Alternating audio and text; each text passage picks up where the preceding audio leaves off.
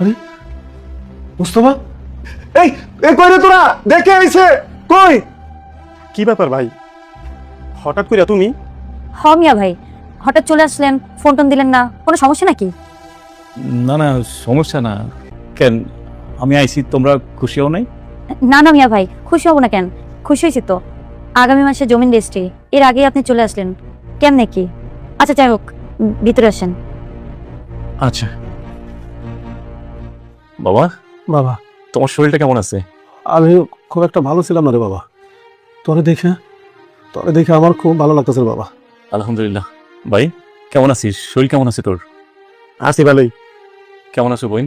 শরীরটা ভালো আছে? আছি, ভালো আছি। ভালো আর থাকতে দিলেন কই? আমাকে জিজ্ঞেস করবে না আমি কেমন আছি? জিজ্ঞাসা করার কি আছে?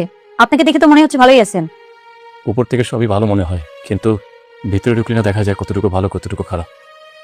সেটাই তো দেখতে পাচ্ছি। আমি তো ভালো নাই বাবা। কি করছিস বাবা তুই?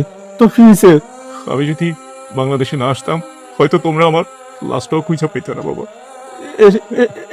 এসব তুই কি বলছিস বাবা? আমার শরীরে মরণবেদী রোগ বাসা বাঁধছে। আমার কফিল আমার এই লিগে পাঠিয়ে দিছে। আচ্ছা যাই হোক বাবা, আমি একদম খালি হাতে দেশে আসছি, আমি কিছুই আনতে পারি নাই। তোমরা আমার নামে যে জমি কিনছো, ওই জমি বিক্রি করে আমার চিকিৎসা করতে হইব। ওই জমিন বেঁচে তোর চিকিৎসা করাম, তুই ভালো হয়ে যাবি বাবা। বাবা, এসব আপনি কি বলছেন? কার জমিন কে বেচবে? আপনার নামে তো কোনো জমিন নেই। এই তুমি কিছু করো না কে? হ বাবা, আপনার বউ তো ঠিকই কইছে। ভাই জমিন ব্যস্ত করতে, বাড়ি কি কোনো জমিন আছে নাকি?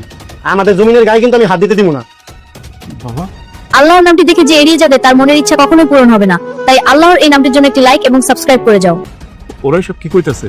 বাবা তুই এসব কানে নিস না তো, অনেক দূর থেকে জার্নি করে আসছিস, তোর শরীরটা ভালো না, আগে ফ্রেশ হয়ে নে, তারপর আস্তে আস্তে সব শুনতে পারবি। ঠিক আছে বাবু।